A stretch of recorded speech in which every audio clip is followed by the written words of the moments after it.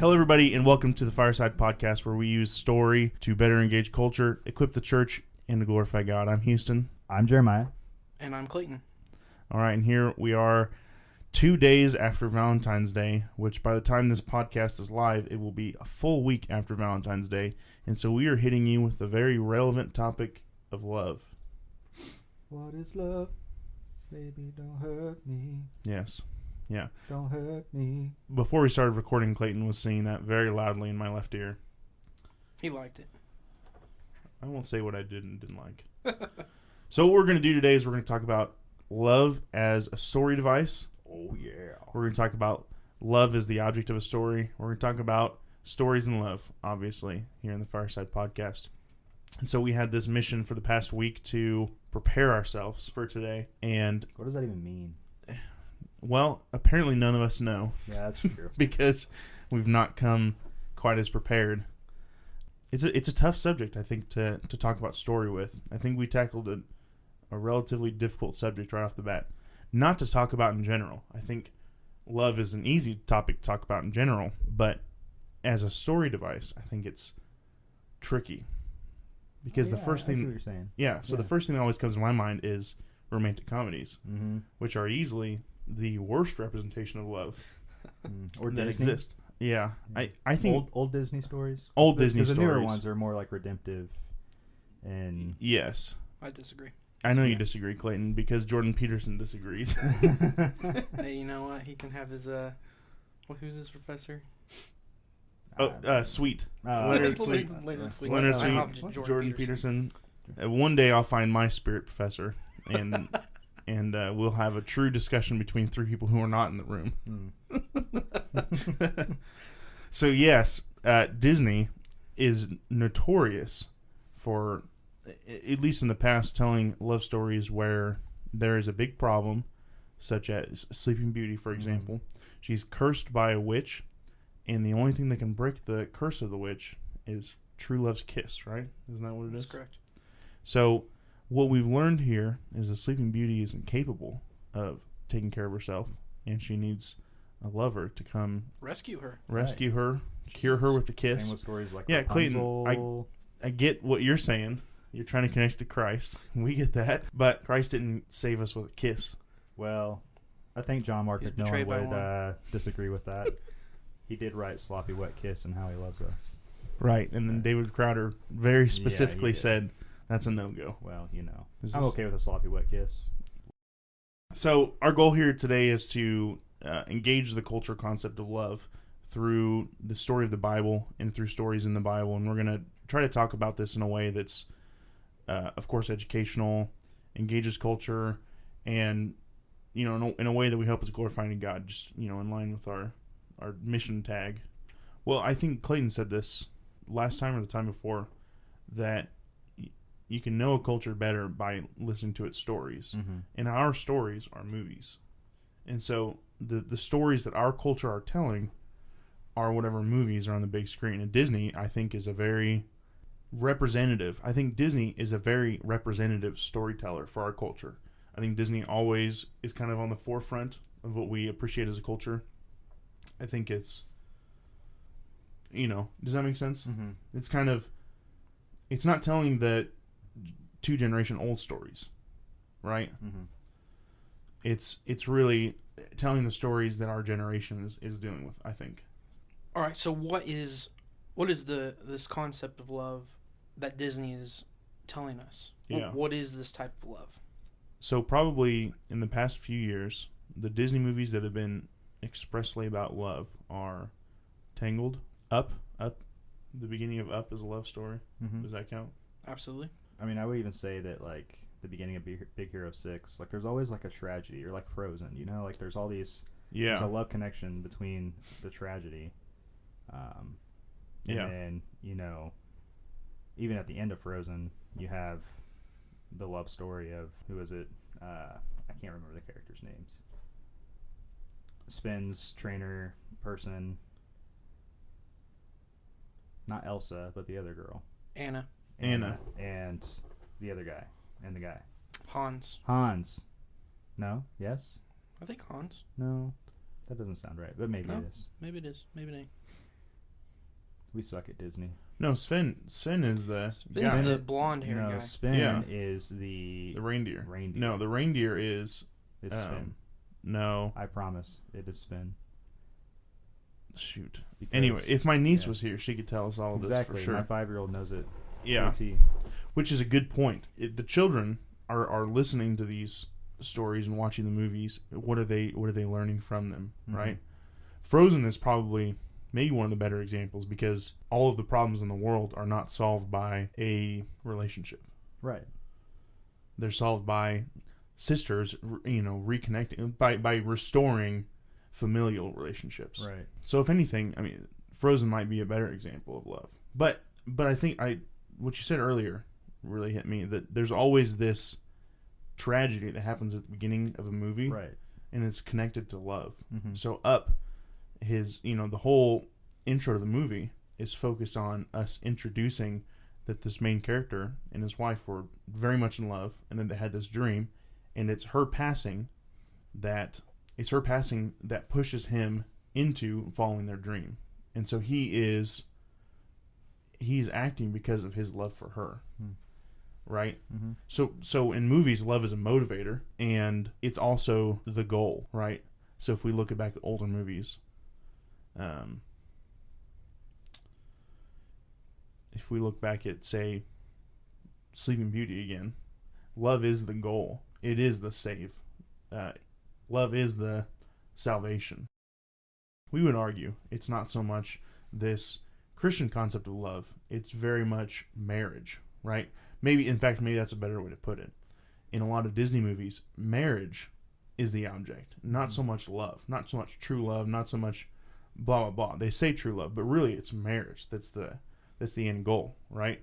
Marriage is the thing that Sleeping Beauty is trying to attain. A good husband is what's going to save her. Mm-hmm. Having a good husband, being married. Or it's a lot of rags to riches stories too, though, in that, like, the reason why they're wanting to get married is because it kind of pulls them out of the situation. Or maybe that's not the reason, but that's kind of like the outcome of what happens. Like with Cinderella, for instance, she has a rags to riches story. Mm-hmm. With Snow White, kind of the same thing. Like, but I think that also kind of defines what the culture was at the time.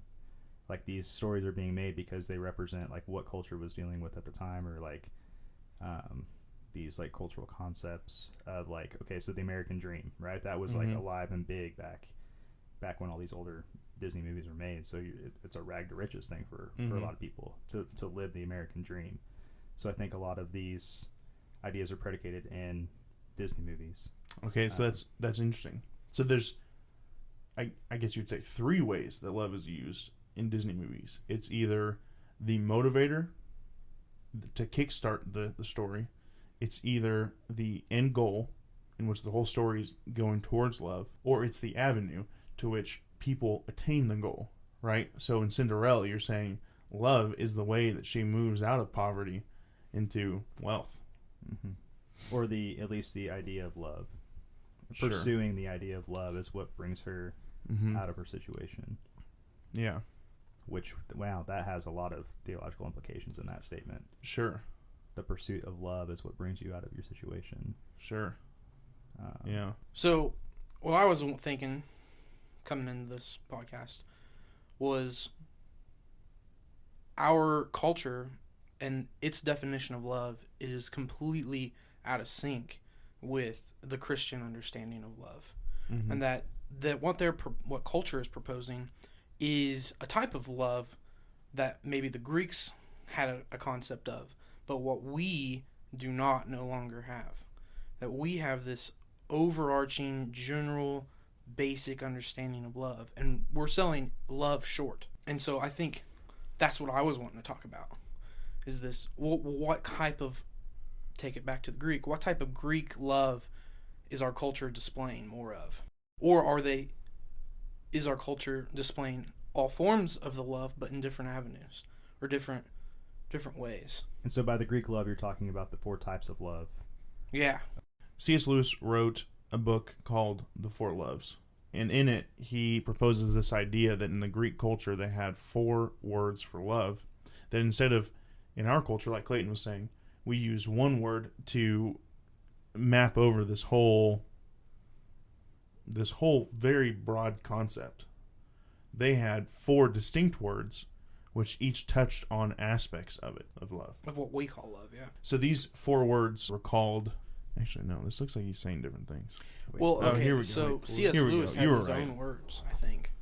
In his book, I think he uses 4 other words, like English words, yes, to use to describe them. He breaks down the 4 words that we refer to even further. So the first is what you're saying earlier, storge, which is an empathy bond. So this is liking someone through the fondness of familiarity. Family members or people who relate in familiar ways, that have otherwise found themselves bonded by chance. An example is the natural love and affection of a parent for their child. Yeah, that's why I said the storge was probably the least important one. See, or not the least important. It shouldn't be the least important one though, right? Because when God explains himself to us, he says, "I'm your father." He explains himself as a father. So this, to me, it's interesting because this seems like it should be the most important one. Mm-hmm. It should be the one that connects with people. When Jesus comes and he says, "Love your Father in heaven," and your Father in heaven loves you, why doesn't he say storge? Instead he says agape. So I think that's interesting because he could touch on this concept of paternal love that's already built into the minds of the Greeks. Mm-hmm. I think storge is especially important in our culture today, with the divorce rate being insanely high. I mean, a lot of people don't believe that they have a good father. I mean, I'm one of those people. I mean, my parents got divorced, and there's a lot of things that happened in my life that my father just essentially screwed me over. I mean, that's kind of what happened. And so, like, that type of love is what draws me even closer to God, knowing that I actually have a good father. Mm-hmm. You know, so that, like, connection makes a lot more sense with me. And I could see that being relevant for a lot of other people. I mean, Good Father is a song that's really popular right now. It's popular, and it's not unique. Mm-hmm. It's not especially, well written. I'm not saying it's poorly written, but it's not complex. It's just right. You're a good father. I'm loved by you. Right. Right. That's the gist of that whole song. And I think a lot of people need to hear that. Right. Sure.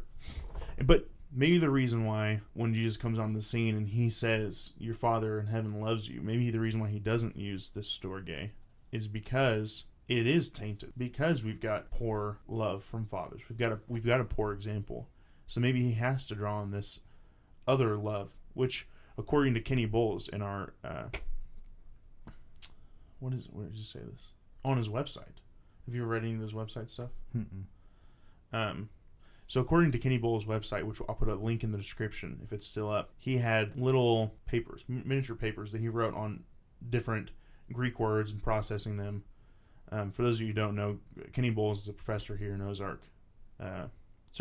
Is a professor at Ozark here in town, and he is just one of the most prolific Greek scholars. Yeah, thank you. He's one of the most prolific Greek scholars in our area, and he wrote little papers on different Greek words to help us process understanding. And one of the things he said is that the word agape was rarely used before Jesus came and used it. And so he actually hijacked this word for love and ascribed meaning to it, that this word had not been used in popular culture nearly to the extent that we use it now. Even he had this opportunity that there's this fourth love word to take and use and ascribe meaning to it, which is interesting because it's not too far off from what he used it for, but it had not been used much. So again, that word is agape, and that's the word that we speak of when we talk about God loving us. C.S. Lewis calls it the love that exists regardless of changing circumstances. And just on a quick side note, just to touch on the other two, they are eros yes. and philia, or philia. Philia. Yeah. Can't philia is a friend bond. It's the love between friends, as close as siblings in strength and duration. So, philia is the word often used when we talk about love in the abstract sense, referring to ancient times. It's why we use philia as meaning a lover of something. This is where we get the word philosophy. Philia, Sophia. Sophia is wisdom. Philia is love of wisdom. Philosophy is the love of wisdom, is the whole idea. So this is the word that survived, I think, the most to represent love in ancient culture. Philia.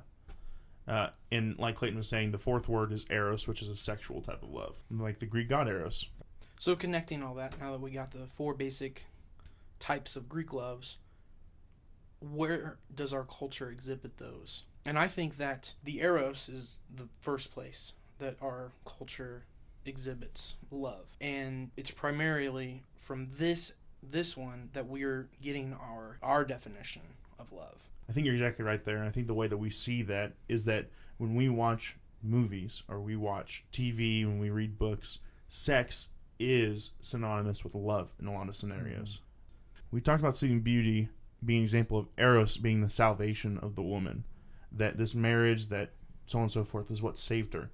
I think a perfect biblical foil to that would be the story of Ruth. Because at first glance in the story of Ruth, it seems like Boaz saves Ruth by marrying her, right? It seems like, and I've heard this so many times, Ruth is not a love story, people will say. And I agree, but also disagree. What I absolutely adore about the story of Ruth is that it is, in fact, a love story. But it's not a love story between Boaz and Ruth. It's not a love story between a man and a woman. It is pure and simple a love story between God and his people. What I love about Ruth is, first of all, that it's a great example of Christ coming to save us. But Boaz saves Ruth not because he marries her, but because he follows the law. And the law actually has provisions for taking care of people. And so what I love in the story of Ruth is that Ruth is a perfect example of how the law of the Lord was actually grace too. Which I think is what Romans is touching on a lot. Exactly. Paul says, well, then what shall we say? That the law is sin? Absolutely not. Paul understands better than most the graces of the law. He says that we can't live by the law, that we all fail it. And so we have to have something to save us, right? Our Boaz has to come save us, our Christ. But Ruth and Naomi, as they go throughout the book, they are saved time and time again by the law set in place by the Lord. They're fed because they follow after Boaz's workers and pick up the grains that they leave on the ground. And so they're able to eat that day. And why did Boaz's workers do that? Because the law strictly prohibited picking up what you drop as you're harvesting. Why did he do that? Because the Lord knew that there would be the poor and the destitute in the land, and that they would have to have means of feeding themselves too.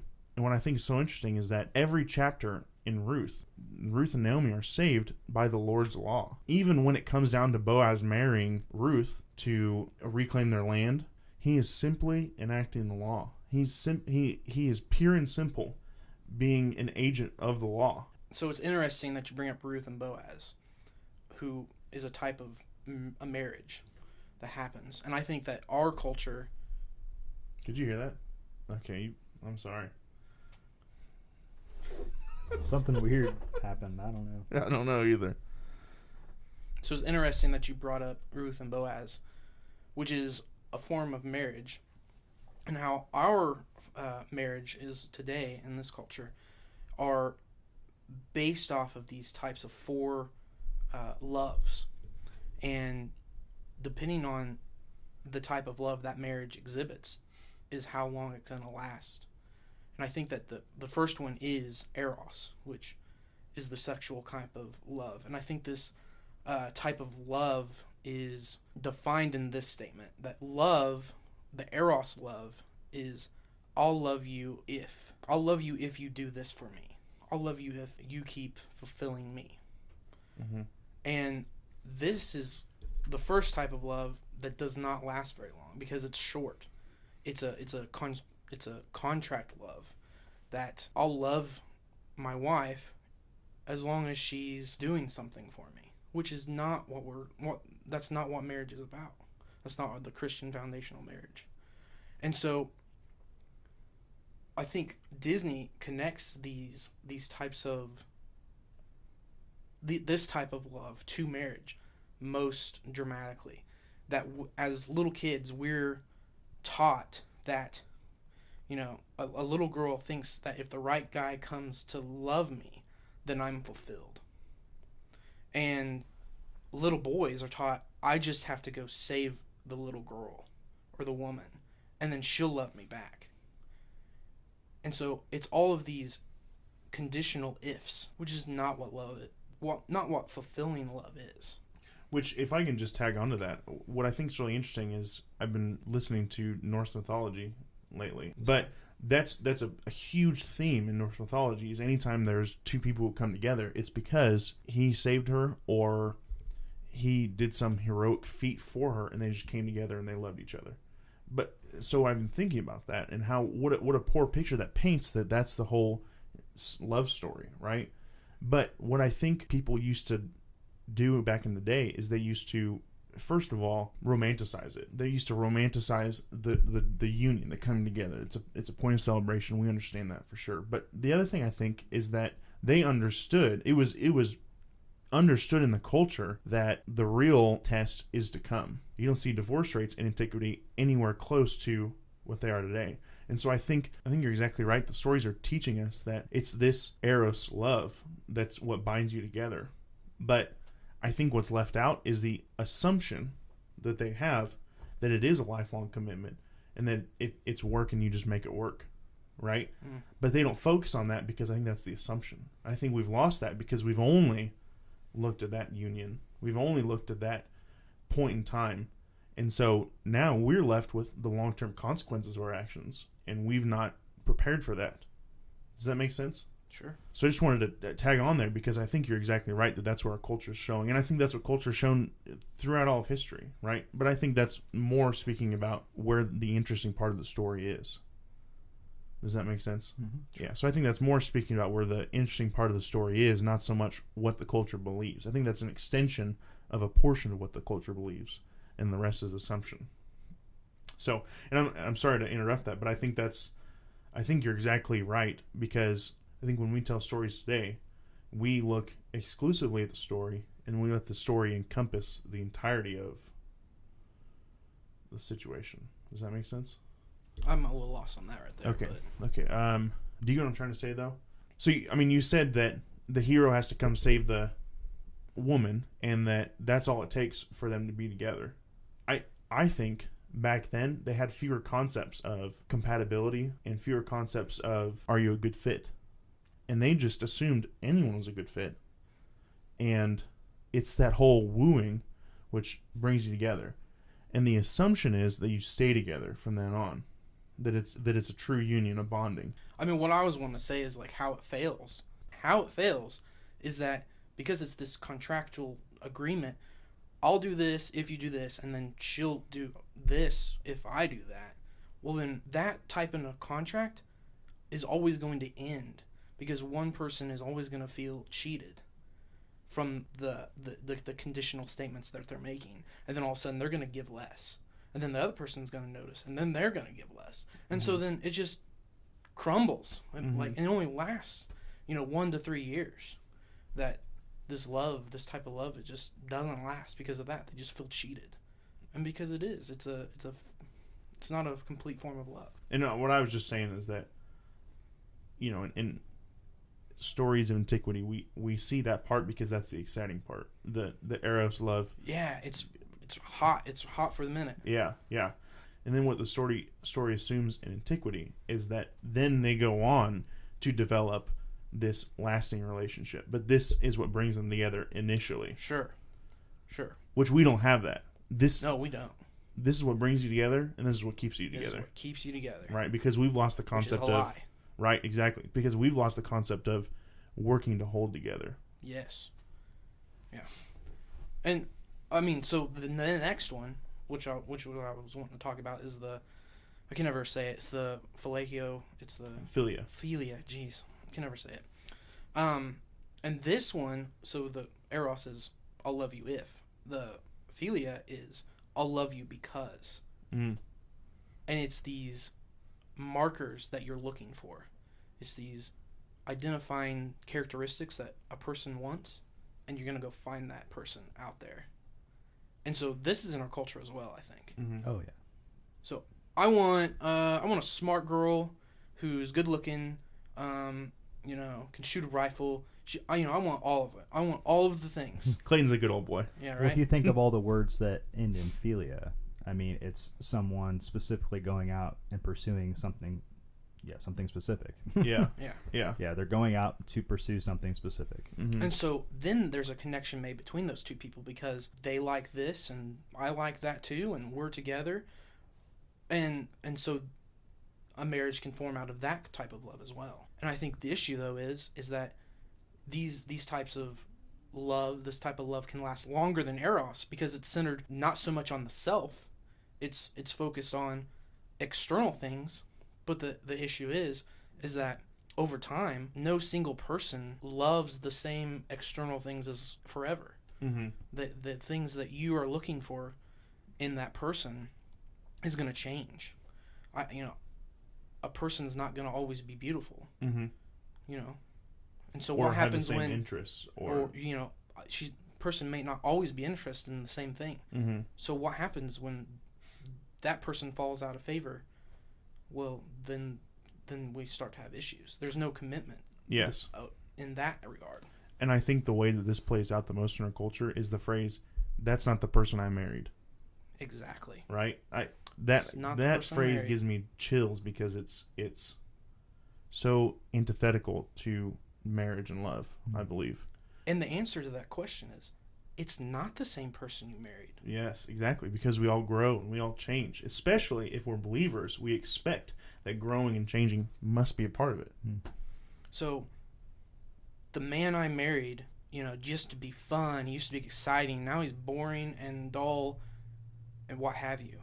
Well, it's because that man has 3 kids now instead of no kids. And that man has, a doctor's appointment every month because he has to get a checkup for something that's bad. Yeah. And so he's a little bit depressed. And so this type of love is in the long term isn't as any better off than eros. It just lasts a little bit longer. Sure. Kinsey likes to watch this. My wife Kinsey likes to watch the show called One Tree Hill, which was I've watched them all. Oh my God. All of them? I've watched them all. Oh man. My wife sucks me into these shows. Sucks you in, so you chose to keep watching them. Yeah, she sucks Oh me man, in. they're bad. The same with Gilmore Girls. They're man. so I've watched okay. every single one of them. No. Let's be clear. Fantastic Gilmore Girls Take his Fantastic man show. card now. is much on a completely different level. Gilmore Girls addresses the issue of identity apart from relationship, which I appreciate very much. And there are good male role models in that show. Sure. I will stand on this soapbox and say that Luke is a good guy. Oh, he is. Yeah, And he is I someone that you should This is admire just going in way some. over my head right now. I know, but anyways, this is a complete aside. Okay, so my wife loves this show called One Tree Hill, and if you've not seen it, it is a 90s, early 2000s, I'm not sure when, teen drama. And I remember it's in one of the later seasons when all the characters have moved on, grown up, gotten married, so on and so forth. So one of the characters decides to divorce her husband because, quote, he's not the man I married anymore. And I thought it was so interesting that one of her sister comes to her and says, that's not okay. Because people change. People have the right to change. And she says back, yeah, but they also have the right not to change. And so the show gets behind her to some degree. I mean, how much the show supports this, I don't know. I don't care. But the show gets behind her to some degree to say that if he's not making you happy anymore, if he's not the man you married, if he isn't what you want him to be, you have the right to walk away from this relationship. And I think that's exactly what you're saying about this phileo love, is that when you don't have the characteristics that I love, I don't love you. Yes. And they're relating love to being happy. Yes. Oh, God. Yes. This whole concept of happy that is embedded in our minds from very young with Happy Meals at McDonald's. What's happy about a Happy Meal? Not much. I mean, it's a box that has some food in it and a million toy. calories. Yeah, a million calories, yeah. Fat and happy. That's how it's Happy Meal. There's nothing happy about that. Yeah, but I think. It's marketed well. Yes. And love is marketed well in our society. Yeah. Yes. Their concept of love. Love is what makes you happy. Yeah, exactly. Yeah. We'll call it the Happy Meal syndrome. Yes. And I think anytime when we synonymize happiness with goodness, we're in danger. And anytime we say that love is no longer love if it doesn't make us happy, I think we're in extreme danger. Say that last one again. I was thinking about the first one. I think anytime we synonymize love with happiness, we're in extreme danger. Yes. Which, are you going to touch on storge? I'm not going to touch on storge because I think it's just kind of a mixture between of them all and focused particularly around family. Okay. And so it doesn't work very well with marriage, I don't think. Yeah. Or I haven't done too much research on storge. Maybe it is the very definition of marriage. I've heard both ways. Yeah. So that's why I don't want to really touch on it. And I just wanted to get to agape. Right. Well, if I think, just to make a quick example, I think, how often do you see parents divorce when their children are out of the house? And this, I think, touches on the phileo love that you're talking about too. Yeah. But also, this loving your child is what keeps you married to your spouse. Is kind of the child, the parental love is the gluing bond between the marriage. Yeah. And so as soon as that glue is removed. Yeah. That lasts 18 years, right? Last 18 years. Yep.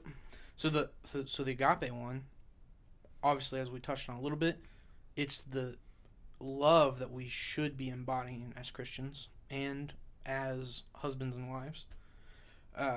It's this love that sticks it out. That it's a love that's this guttural love that no matter what happens, I'm gonna love this person. And it doesn't come necessarily from emotions or characteristics. It's not based on something else. It's totally this love that's, from within towards another person. This sacrificial love. And I think this is, as you talked about, this is what the Bible talks about when God says, he loves us. I think you hit it right on the head when you said that it's not an emotional thing. You can love someone with this agape love and love them emotionally, but I think it's not exclusively emotions, right? True love is not an emotion. And we hear this all the time, that love is action, not emotion, right? So agape love is a verb. Love is a verb. Yes, thank you. Love is a verb. So when you love someone, it is not necessarily a reflection of your current emotions. All right, guys, that's all the time we have for today. We're going to continue the subject next week, and I'm really excited to talk about how love is an overarching theme that connects the Old Testament to the New. It's interesting because in my research, I found that the Hebrew language has multiple words for love, like the Greeks did, and had similar connections. And we can talk about that again next week, but we just want to leave with this idea that we're talking about love in the Bible and that it's not a concept exclusive to the New Testament. We touched on Ruth earlier, but again, this is an overarching theme that connects the old to the new. Last week we talked about redemption. What is the motive for redemption? It's love. I like it. Again, thank you so much for joining us. Shorter episode today, but join us next week when we talk about love in the Old Testament. Thanks, guys.